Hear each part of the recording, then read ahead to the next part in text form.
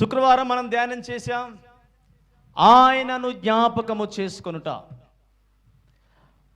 ప్రతి ఫ్రైడే మీ అందరికీ గుర్తు రావాలి. ఏంటిది అంటే, ఆయన నీ కొరకు ఏమి చేశాడో. రాత్రి మనం ధ్యానం చేశాం. శుక్రవారం రాగానే నీకేం గుర్తు రావాలి? ఆయన నీ కొరకు ఏం చేశాడు,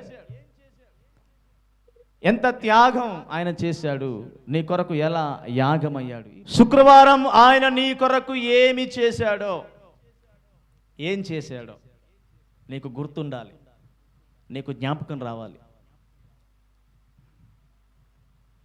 శనివారం నీవు తీరిక చేసుకోవాలి అని చెప్పాను. శుక్రవారం నీవు ఆయన జ్ఞాపకం చేసుకోవాలి, నీ కొరకు ఏం చేశాడో. శనివారము నీవు తీరిక. మగ్దలేనే మరియా, మరియొక మరియా, కొంతమంది స్త్రీలు విశ్రాంతి దినము అనబడిన శనివార దినమున తీరిక చేసుకొనిరి. ఎందుకు తీరిక చేసుకున్నారంటే, వారు సిద్ధపరచుకోవడానికి తీరిక చేసుకున్నారు. ఏం సిద్ధపరచుకున్నారు అంటే, సుగంధ ద్రవ్యములను, పరిమళ తైలాన్ని. సుగంధ ద్రవ్యములు ఏ విధంగా అయితే నలగొట్టబడి మెత్తన చేయబడతాయో, ఆ రీతిగా వారు తీరిక చేసుకొని దేవుని సన్నిధిలో ప్రార్థన ద్వారా వారి దేహాన్ని నల్లగొట్టుకొని సిద్ధపరచుకున్నారు. 2, పరిమళ తైలము అభిషేకమునకు సాదృశ్యంగా ఉంది. అభిషేకము ప్రత్యేకమైన స్థితిని, ప్రత్యేకమైన జీవితాన్ని చూయిస్తుంది. అనగా మూర్ఖులకి తరం వారికి వేరై రక్షించబడిన విధానం సూచిస్తుంది. శనివారం వాళ్ళు ప్రత్యేకపరచుకోవడానికి సిద్ధపరచుకున్నారు. ప్రత్యేకంగా వాళ్ళు భక్తిని, లోకానికి వేరే ప్రత్యేకంగా వారు దేవుని సన్నిధిలో గడిపారు. ఆదివారం తెల్లవారుజామున వెళ్ళి వారు దేవుణ్ణి ముఖదర్శనం చేశారు. ఆదివారం తెల్లవారుజామున వీళ్ళు హుటాహుటిన సుగంధ ద్రవ్యాలు, అదేవిధంగా పరిమళ తైలం తీసుకొని యేసయ్య సమాధి దగ్గరికి వెళ్ళారు. అక్కడ వెళ్ళి చూస్తే రావి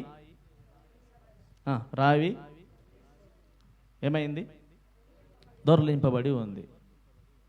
ఇంకా మగ్దలేనే మరి కేకలు పెట్టడం ప్రారంభించింది.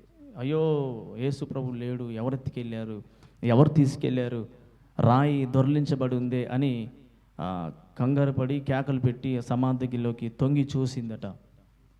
తొంగి చూస్తే యేసుక్రీస్తు ప్రభు సమాధి చేసినప్పుడు ఇలా పడుకోబెడితే తల వైపున ఒక దేవదూత, కాళ్ళ వైపున మరొక దేవదూత తెల్లని వస్త్రాలు ధరించుకొని వాళ్ళు మరీతో మాట్లాడడం ప్రారంభించారు. అమ్మా, ఏంది వెతుకుతున్నావు, ఎందుకు ఏడుస్తున్నావు అంటే, అయ్యా, యేసు ప్రభుని సమాధి చేశాము, ఇప్పుడు రాయి తీయబడింది అని అంటే, ఆ దేవతలు చెబుతారు, ఆయన ఇక్కడ లేడు, ఆయన లేచి ఉన్నాడు అన్నాడు. ఆ కాంటెక్స్ట్ ఏంటంటే, ఆయన జయించాడు అని అర్థం. ఆయన దేన్ని జయించాడు చెప్పాలి? దేన్నట? చావుని లేదా మరణాన్ని ఆయన జయించాడు. ఆయన జయించినవాడు, జయ జీవితము కలిగినవాడు. ఆయన ఇక్కడ లేడు అని దేవతలు చెప్పారు. ఆయన మరణాన్ని జయించి మరణపు ముళ్ళును విరిచివేసి మరణాన్ని ఓడించి ఆయన తిరిగి లేచాడు అని బైబిల్లో ఉంది. ఈరోజు చెప్పే మాట ఏంటంటే, జయించిన లేదా జయ జీవితం. యేసు ప్రభువారు ఏ విధంగా అయితే మరణాన్ని జయించాడో, యేసు ప్రభు అయితే ఈ విధంగా మరణాన్ని జయించి తిరిగి లేచి పరలోకానికి ఆరోహణమయ్యాడో, ఆ రీతిగా ఆయన నమ్ముకున్న బిడ్డలు కూడా భూమి మీద భక్తి చేసిన దినాలు లేదా బ్రతికున్న దినాలు జయ జీవితం కలిగి భక్తి చేయాలి.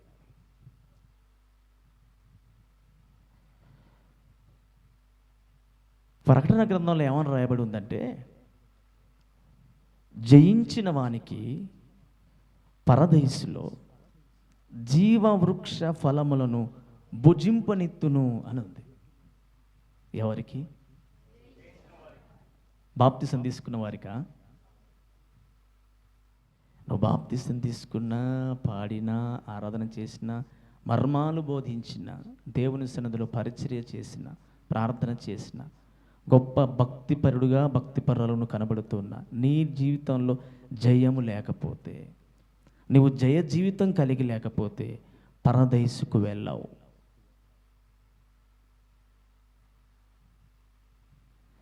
ఒక చిన్న సంఘటన మీ ముందు పెట్టి వాక్యాన్ని ముగిస్తాను.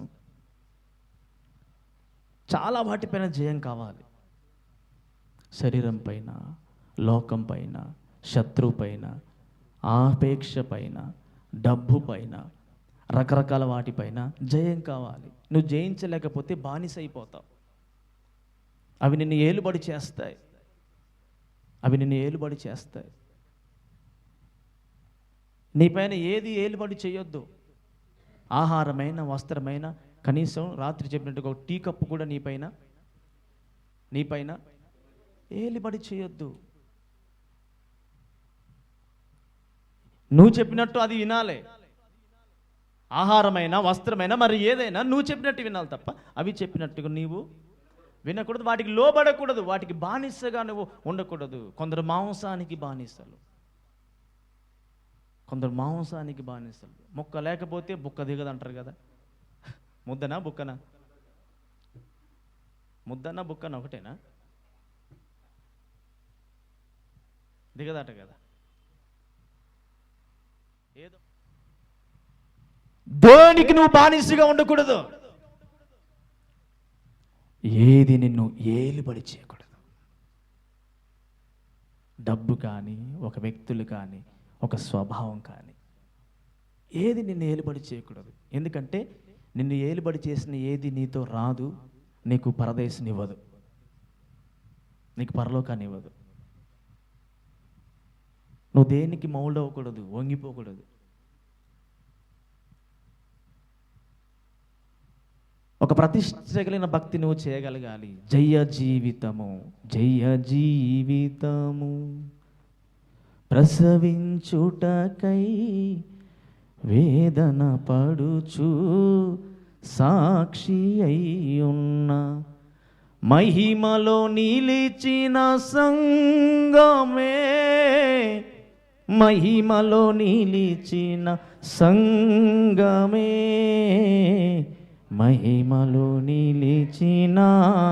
సంగమే. సంఘం ఎక్కడ నిలవాలి? మహిమలో నిలవాలంటే ఇక్కడ ఏం చేయాలి? జయించాలి.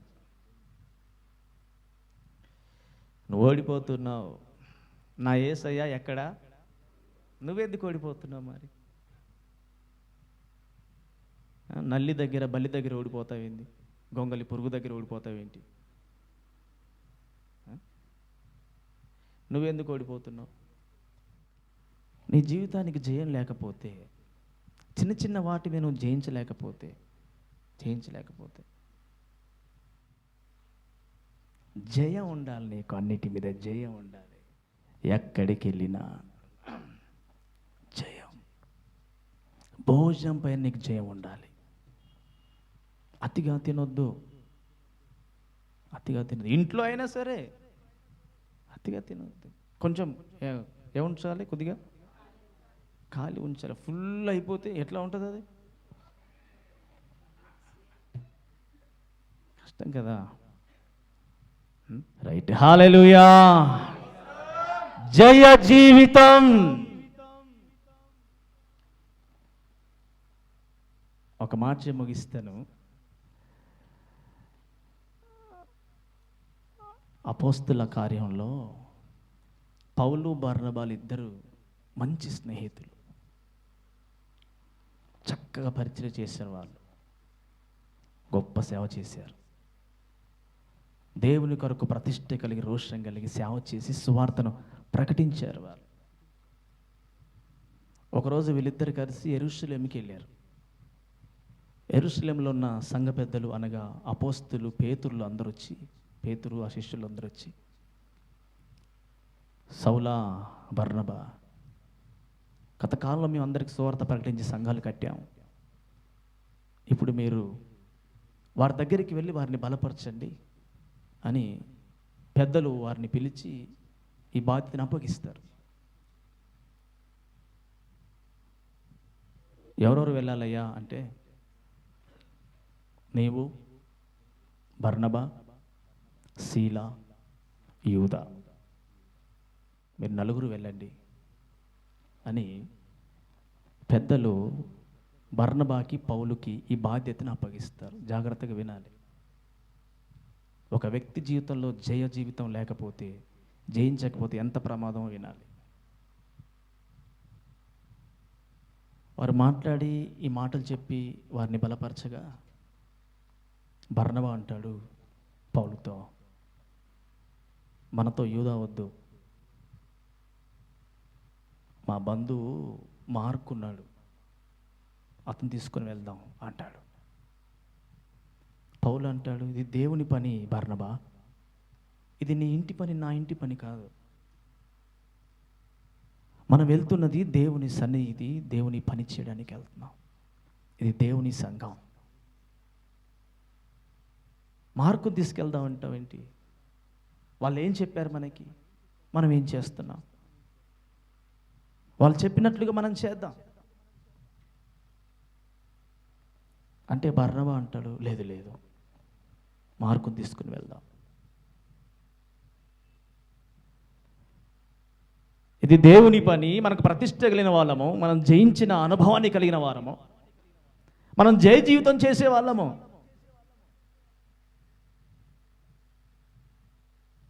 మన ముందున్న పితరులు, మన పెద్దలు మనకు ఏం అప్పగించారు, ఏం సెలవిచ్చి మనల్ని పంపిస్తున్నారు, నువ్వేం మాట్లాడుతున్నావు అనంటే బర్నబా అంటాడు, లేదు, మార్కుని తీసుకువెళ్దాం.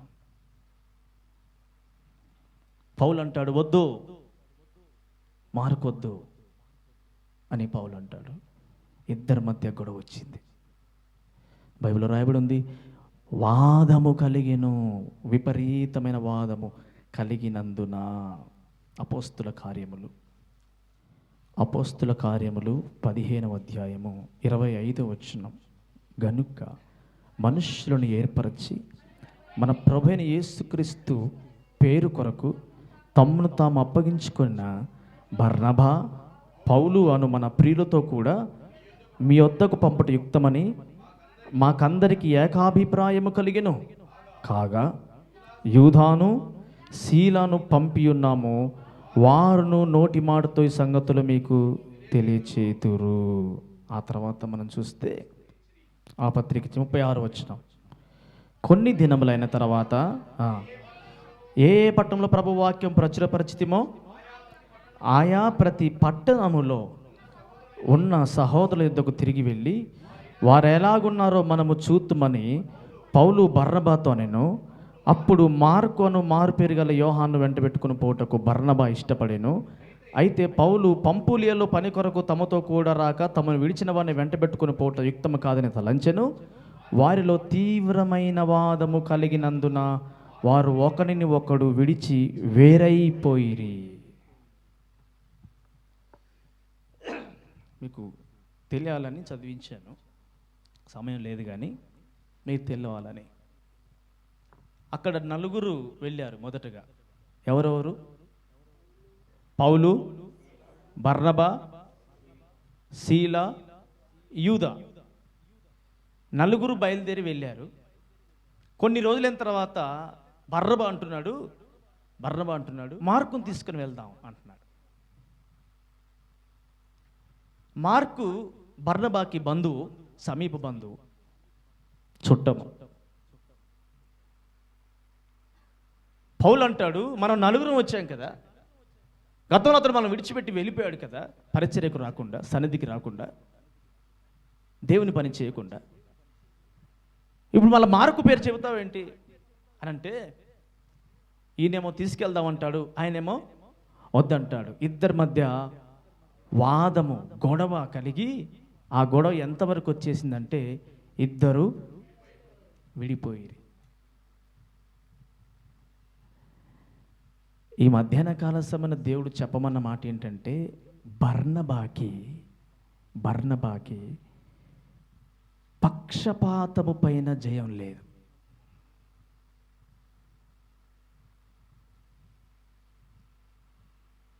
గొప్ప సేవకుడు బర్నబా, గొప్ప దైవజనుడు. అసలు కొందరు అంటారు హెబ్రీ పత్రిక బర్నబా రాశాడేమో అంటారు. చక్కని గొప్ప దైవజనుడు, మంచి గొప్ప దైవజనుడు అండి. పక్షపాతం చూపిస్తాడు. భేదములను కలగచేస్తాడు. భేదము కలగజేసే స్వభావం పైన తనకి జయం లేదు. పక్షపాతం పైన జయము లేదు. అది ఎంత ప్రమాదకరమైనదో తెలుసా? అది చాలా భయంకరమైనది. ఆదిమ సంఘంలో పక్షపాతమును బట్టి శ్రమ కలిగింది. ఆదిమ సంఘంలో పక్షపాతమును బట్టి శ్రమ కలిగింది. గ్రీకు భాష మాట్లాడే స్త్రీలు, హెబ్రీ భాష మాట్లాడే స్త్రీల మధ్య వాదం వచ్చింది. అయ్యా, అన్నం వడ్డించేవారు ముఖం చూసి వడ్డిస్తున్నారయ్యా అని ఫిర్యాదయ్యారు పేతురు దగ్గరికి వెళ్ళి. హెబ్రీ భాష మాట్లాడే వారికి ఒక రకంగా వాళ్ళు వడ్డిస్తున్నారు, గ్రీకు భాష మాట్లాడే వారికి మరొక రకంగా వడ్డిస్తున్నారయ్యా అని వెళ్ళి ఫిర్యాదు అయితే గొప్ప శ్రమ కలిగింది. ఒక అలజడి, ఒక అసమాధానం. దేవుని సన్నిధికి వచ్చాక నీ వారు నా వారేంటి? దేవుని సంఘానికి వచ్చాక నువ్వు ముఖం చూడవేంటి? బర్నబా, ప్రభు సన్నిధికి వచ్చాక నీవు మార్కును చూడవేంటి? పక్షపాతం చూపిస్తావేంటి? గొప్ప దైవజనుడే. పక్షపాత స్వభావం పైన నీకు జయముందా? ఆ ఒక్క మాట చెప్పమన్నాడు, అది చెప్తున్నాడు అంతే. చాలా ఉన్నాయి. దానిపైన జయం ఉందా నీకు?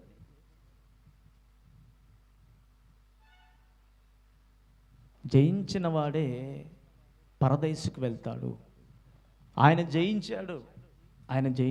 అందరినీ ఒకే రకంగా చూశాడు. ఆయన అందరినీ సమానంగా చూశాడు. ఆయన ఇదిగో క్రిస్మస్ కానీ మరొకటి కానీ మీరు ఎవరెవరు ఎలా సహకరిస్తున్నారో నాకు మీకు మీరు చెప్పుకుంటే పక్కోళ్ళకు చెప్పకపోతే దేవునికి మాత్రమే తెలుసు. అవునా? మీరు చెప్పుకుంటే పక్క వాళ్ళకి, మీరు ఎవరు చెప్పకపోతే మీకు నాకు దేవునికి, అంతే. పొరపాటున నేను చెప్పను, చెప్తే మీ టంగ్ స్లిప్ కావాల్సిందే, నాది కాదు. నాది వేస్తే లాగేసినట్టే. బ్యాంక్ లాకర్లను ఓపెన్ చేస్తారు కానీ నా లాకర్ని ఎవరు ఓపెన్ చేయలేరు. బ్యాంకులోని లాకర్లను పలగొట్టొచ్చు పోయి, కానీ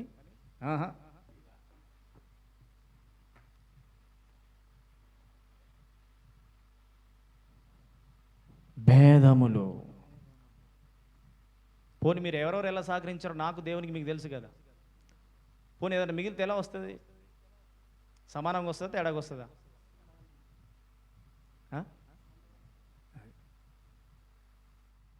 పక్షపాతము పైన జయము లేదు బర్నబాకి. తన బంధువు అని బంధు ప్రీతిని చూపిస్తున్నాడేమో మనకు తెలియదు. తన స్నేహితుడి మీద ఉన్న ప్రీతిని చూపిస్తున్నాడేమో మనకు తెలియదు. దానిపైన, ఆ స్వభావం పైన, ఆ లక్షణం పైన జయం లేదు. గొప్ప సేవకుడే, బోధిస్తాడు, వాక్యాన్ని ప్రకటిస్తాడు, సువార్త ప్రకటించి సంఘాలు కట్టిన వాడే, పౌలుతో కలిసి అద్భుతమైన పరిచర్య చేసిన వాడే. కానీ జయం లేదు. ఆ లక్షణం పైన, ఆ అలవాటు పైన, ఆ స్వభావం పైన, ఆ మనసు పైన జయం లేదు. నువ్వు భేదాన్ని చూస్తున్నావు. గొప్పవాడని భేదం చూస్తున్నావు, పేదవాడని భేదము ఉన్నవాడని లేనివాడని భేదం చూస్తున్నావు. పక్షపాతపు ధోరణి నీలో ఉంది. దానిపైన నీకు జయం కలగాలి. గలతీ పత్రికలో ఏముంటుందంటే, భేదములు కలగచేవాడు పరలోక రాజ్యాన్ని స్వతంత్రించుకొనడు అని ఉంది. నువ్వెందుకు భేదాలు చూస్తావు సంఘంలో? నువ్వెందుకు వీళ్ళు మంచోళ్ళు వీళ్ళు చెడ్డోళ్ళని నువ్వెందుకు ఆ భేదం చేస్తావు? తేడాలుగా మాట్లాడుతావు. డిఫరెంట్గా ఎందుకు మాట్లాడుతావు నీవు సంఘంలో? నువ్వెందుకు పక్షపాతాన్ని చూపిస్తావు? ఏ విషయంలోనైనా పక్షపాతమొద్దు. భేదములు కలగచేయొద్దు. పక్షపాతంపై నీకు జయం కావాలి. అందరిని ఒకే రీతిగా చూడు. అందరి గురించి ఒకే రకంగా మాట్లాడు. సంఘానికి వస్తున్న నీవు నీతోటి సంఘస్థులందరి విషయంలో ఒకే రకమైన ఆలోచన కలిగి ఉండు. దానిపైన జయం లేదు అని చెప్పాడు దేవుడు. దాన్ని జయించలేకపోతున్నారని చెప్పాడు దేవుడు. ప్రభా, జయించిన వారు ఎక్కడ ఉంటారంటే పరదేశంలో ఉంటారు. దేనిపైన జయం కావాలి ప్రభా? చెప్పు ప్రభా. శరీరం పైన ఇవన్నీ చెప్తున్నావు కదా అన్నాడు. మరి దేనిపైన జయం ప్రభా? పక్షపాతం పైన జయం కలగాలి. నావారు అనే పక్షపాతం సన్నిధిలో ఉండొద్దు. వీళ్ళు నాతో బాగా క్లోజ్ చేస్తారు, మీ ఇద్దరం కలిసి మైక్ పట్టుకుంటాం అని ఉండొద్దు. మీ ఇద్దరం కలిసి మైక్ పట్టుకుని పక్కన నిలబడి పాట పాడతాం కాబట్టి ఏమో కాస్త ఒక ముక్క, అరే వద్దు అది. ఆ లొల్లన్నీ మనం పెట్టుకోవద్దు. పాట పాడతాం. గంటి కాడికి వస్తే నువ్వెంతో నేనంతే ఆయనంతే. పక్షపాతం పైన నీకు జయం కలగాలి. పక్షపాతం చూపించుకో. ఏ విషయంలోనైనాను, నేను ఇది ఎగ్జాంపుల్గా వడ్డించే విషయం చెప్పాను కానీ ఏ విషయంలోనైనా పక్షపాతం వద్దు. భేదం వద్దు. వాళ్ళు ఎవరైనా సంఘానికి వస్తున్నప్పుడు భేదాలు మనము చూడకూడదు, భేదాలు చేయకూడదు. పక్షపాతం పైన నీకు జయం కలగాలి. జయించిన వారు పరలోక రాజ్యం చేర్చబడతారు. అక్కడ వారు జీవవృక్ష ఫలములను భుజిస్తారు. ఇప్పుడు ఆయన ఎవరు? జయించినవాడు. ఆయన అన్నిటినీ జయించాడు. జయ జీవితము ఆయన చేశాడు. నువ్వు జయించిన వాడుగా ఉండాలి. జయించిన వారే పరలోకమునకు చేర్చబడతారు. గలతీ 5:21 చదివి మనం ముగిద్దాం. గలతీ పత్రిక 5:21. భేదములు, విమతములు, అసూయలు, మత్తతలు మొదలైనవి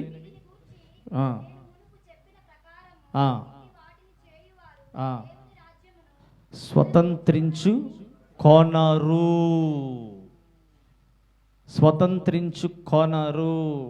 భేదములు, పక్షపాతము, అల్లరితుకున్న ఆటపాటలు, అసూయ, ద్వేషం, మత్తతలు, విమతములు ఇలాంటివి చేసే ఎవరు కూడా పరలోక రాజ్యానికి చేరరు.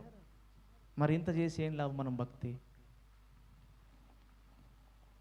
బైబిల్లో రాయబడి ఉంది, బర్నబా పౌలు వేరైపోయిరి. బర్నబా మార్కును తీసుకొని వెళ్ళిపోయాను, పౌలు శీలను తీసుకొని దేవుని కృపను పొందుకొని పోయాను అని ఉంది.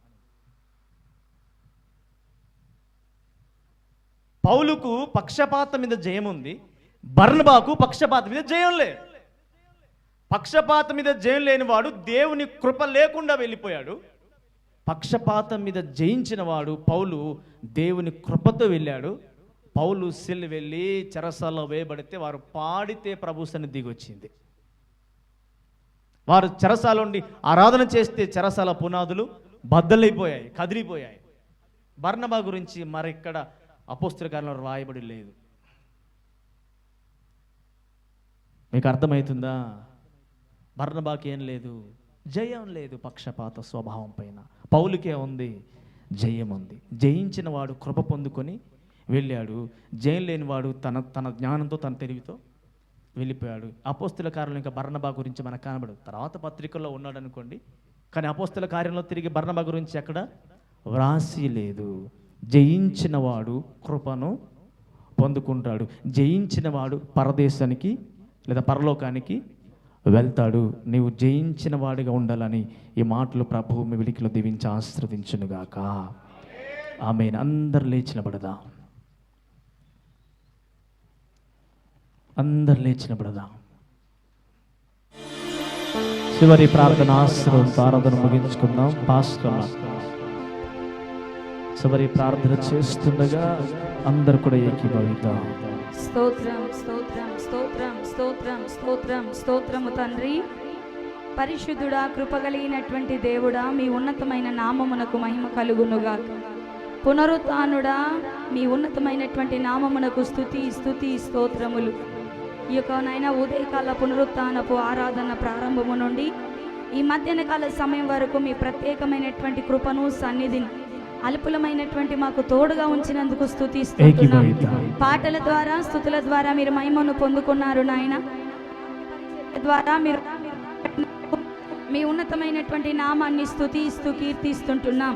ప్రభువైన దేవా, నీకు వందనాలు స్తోత్రములు నాయన. ఇదిగో ప్రభువా, మీరు జయించిన వారుగా ఉన్నారు తండ్రి. నీకు స్తుతి కలుగునుగాక. ఎంతటి వ్యక్తినైనా ప్రభువా నీకు స్తోత్రమునైనా మరణము బంధించి ఉంచుతుంది నాయన. బలవంతులైనటువంటి వారిని, అందము కలిగినటువంటి వారిని, ఆస్తి సంపాద్యము కలిగినటువంటి వారిని, ఎంతటి శరీర దారుఢ్యము కలిగి ఉన్ననో ప్రభువా, ఎంత బలవంతులం అనుకున్నప్పటికీ నా తండ్రి, మరణము ఎదుట అందరూ తల వంచాల్సిందే ప్రభువా. నీకు స్తోత్రము నాయన. మరణము ఎంతో బలమైనది ప్రభువా. అయ్యా నీకు స్తోత్రము నాయన. ఎంతటి బలవంతుడైనా మరణము ఎదుట తలదించుకోవాల్సిందే. అయితే ప్రభువా అయ్యా, బలమైనటువంటి మరణాన్ని సైతం నీవు జయించి పునరుత్థానుడిగా తిరిగి లేచినటువంటి దేవుడవు. మీ ఘనమైన నామమును బట్టి వందనాలు అయ్యా. నీకు స్తోత్రము నాయన. నీవు శరీరాన్ని జయించిన వాడిగా, లోకాన్ని జయించినటువంటి వ్యక్తిగా ప్రభువా నీకు వందనాలు నాయన. అయ్యా, పక్షపాతమును జయించినటువంటి వ్యక్తిగా, అందరి ఎడల ఒకే రకమైన ప్రేమను కనపరిచినటువంటి వ్యక్తిగా, నీ అమితమైనటువంటి ప్రేమను ప్రభువా ప్రజలపైన కనుపరిచినటువంటి వ్యక్తిగా నాయన, నీ వాక్యం ద్వారా నా తండ్రి అయ్యా, నీ జీవిత దినములలో ప్రభా, మీరు జీవించిన దినములలో అయ్యా నీకు స్తోత్రము నాయన. నీ యొక్క చర్యనంతటిని చూసి మేము కనుగొనగలం. ప్రభువైన దేవా నీకు స్తుతి కలుగునుగాక. ఈ వాక్యము ద్వారా ప్రత్యేకంగా నాయన మీరు మాతో మాట్లాడుతున్నందుకు వందనములు. ఇదిగో ప్రభా, సంఘము జయించినదిగా ఉండాలని సెలవిస్తున్నావు. సంఘము కృప పొందిన సంఘముగా ఉండాలని, సంఘము కృపలో నిలిచే సంఘముగా ఉండాలని నీవు మరొకసారి మాతో మాట్లాడుతున్నావు అయ్యా. బర్నబాకు జయం లేదు నాయన. ఇదిగో పక్షపాతపు ధోరణి కలిగినటువంటి వాడిగా తండ్రి నీకు స్తోత్రం, బంధుప్రీతి కలిగినటువంటి వాడిగా ఉన్నాడు. భేదములను కలిగించేటువంటి వ్యక్తిగా ఉన్నాడు నాయన. ప్రభువా నీకు స్తోత్రము నాయన. నీ వాక్యమును విన్నటువంటి మేము నా తండ్రి ఏ విధమైనటువంటి భేదములను కలిగించే వారిగా ఉండక ప్రభువా, సంఘము పట్ల, కుటుంబ సభ్యుల పట్ల, తోటి నా తండ్రి స్నేహితుల పట్ల అందరి ఎడల అయ్యా స్నేహశీలి భావముతో అయ్యా నీకు వందనాలు. అందరినీ ఒకే రకంగా చూడగలిగినటువంటి కృపను మాకు దయచేయమని ప్రార్థిస్తున్నా. మాకు శరీరం పైన జయము కావాలి నాయన. అయ్యా మాకు ఆలోచనల మీద జయము కావాలి, లోక సంబంధమైన ఆచారముల మీద జయము కావాలి. ఎన్నెన్నో మేము జయించని వారిగా ఇంకా ఉన్నాము గనుకనే ఈ దినం మీరు మాతో మాట్లాడి ఉన్నారు నాయన. ఇదిగో ఏ ఏ విషయాల్లో మేము ఓడిపోయిన వారిగా ఉన్నాము, ఓడిపోతూ ఉన్నాము, జయ జీవితమును పొందుకోలేక ఉన్నాము ప్రభా. వాటి విషయమైన తండ్రి ఈ దినం నీవు స్పష్టంగా తేటగా నాయన సున్నితముగా మాతో మీరు మాట్లాడినందుకు స్తుతిస్తున్నాం అయ్యా. నీ బిడ్డలంతా దర్శింపబడినటువంటి వారై ఇదిగో ఓడిపోతున్న ప్రతి విషయాలలో నాయన జయమును కలిగినటువంటి వారిగా ఉండుటకు సాయము. జయించిన వారు జీవవృక్ష ఫలములను భుజింపనిత్తును అంటున్నాను. జయించినటువంటి వారు పరలోకములో ఉంటారంట ప్రభువా. నీవున్న స్థలములో మేము ఉంటాం. జయించిన దేవుడవు నీవు పరమందు ఉన్నావు. జయించిన నీవు సింహాసనం మీద ఆసీనుడుగా ఉన్నావు అయ్యా. జయ జీవితము కలిగిన మేము అయ్యా నీ సింహాసనం ఎదుట నిలవబడే వారిగా ఉంటాం. కాబట్టి నా తండ్రి జయ జీవితము మాకు దయచేయి నాయన. జయించే కృపను మాకు అనుగ్రహించున్నాను. భేదపూరితమైన మనసు, ఆలోచన ధోరణి పూర్తిగా కొట్టివేయమని ప్రార్థిస్తున్నాను. నీ వాక్యానుసారమైన జీవితము మా అందరికీ దయచేయమని వేడుకుంటూ నీ వాక్కులు నాయన మా హృదయంలో నెమరు వేసుకునే స్థితిని ఇవ్వమని నీ వాక్యంలో ప్రభా మేము నిలిచి ఉండే కృప దయచేయమని కృప పొందుకొని వెళ్ళుటకు సహాయము చేయి కృపలో నిలవబడే సహాయము చేయమని వేడు ప్రభానికి వందనాలు స్తోత్రం ఈ యొక్క పునరుత్థానపు దినమున ఎంతమంది బిడ్డలు నీ సన్నిధికి వచ్చారో ప్రతి ఒక్కరిని జ్ఞాపకం చేసుకో పేరు పేరున దీవించు ప్రభు నీ సన్నిధికి ఏది ఆశించి వచ్చినా నాయనా నీ బిడ్డలను రక్షణతో కప్పమని వేడుకుంటున్నాను నీ యొక్క సహాయము చేత బిడ్డలను మీ వైపు ఆకర్షించారు అనేక మంది నూతన బిడ్డలు వచ్చారు బిడ్డల్ని మీరు బలపరచు నాయన నీ ప్రేమ ఎలాంటిదో నాయన అయ్యా నీ బిడ్డలు విన్నారు ప్రభు నీకు స్తోత్రం ఈ లోకంలో ఎవరు చూపని ప్రేమ నాయన మా కొరకు మరణించే అంత ప్రేమ నీ ప్రేమ ఎవరయ్యా మా నిమిత్తము మరణించేది ఎవరు ప్రభా మా కొరకు ప్రాణము నర్పించేది అయ్యా ఏ నా తండ్రి ప్రేమ కూడా మా నిమిత్తము బలిగా అర్పింపబడలేదు నా కేవలము నా తండ్రి నీవు మాత్రమే నా తండ్రి మహిమను విడిచి అయ్యా నీవు మమ్మల్ని ప్రేమించావు గనుక ఆ కలువరి సిలువలో బలిగా అర్పింపబడ్డావు నా నీవు మమ్మను ప్రేమించావు గనుక మా నిమిత్తము తిరిగి నాయనా మృత్యుంజయుడుగా తిరిగి లేచావు మమ్మల్ని నీవు ప్రేమించావు గనుకే తిరిగి మా నిమిత్తము రానయ్యున్నావు నా సహాయం చేసి మహిమ పొందుకోండి రక్షణలో ఉన్నటువంటి వారిని స్థిరపరచండి రక్షణ లేకున్నటువంటి వారికి రక్షణ కొరకు సిద్ధపరచండి ఇక్కడ ఉన్న మమ్మల్ని అందరినీ నీ కృపకు అప్పగిస్తూ యేసుక్రీస్తు నామమున అడుగుచున్నాము తండ్రి ఆమేన్. ఆశ్రయం తీసుకుందాం. మన తండ్రి అయిన దేవుని ప్రేమ ప్రభువైన యేసుక్రీస్తు వారి కృప పరిశుద్ధాత్మ దేవుని యొక్క నేను సహవాసమైన సన్నిధి ఇక్కడున్న మనకును సకల పరిశుద్ధులకు ఈ ఆరాధనలో పాల్గొన్న ప్రతి బిడ్డకు ఇది మొదలుకొని ఆయన రాకడ వరకు సదాకాలం తోడయుండి ముందుకు నడిపించి బలపరచునుగాక ఆమేన్. యేసు రక్తమే ప్రభేసు రక్తమే యేసు నామములో సంపూర్ణమిచ్చి అపవాది కణద కొట్టిన నాశనం తండ్రి నీ కార్యం నిరంతరం జయము జయము జయము తండ్రి ఆమేన్. అందరి కొందనాలు దేవుడి మీద దీవించునుగాక ఆమేన్.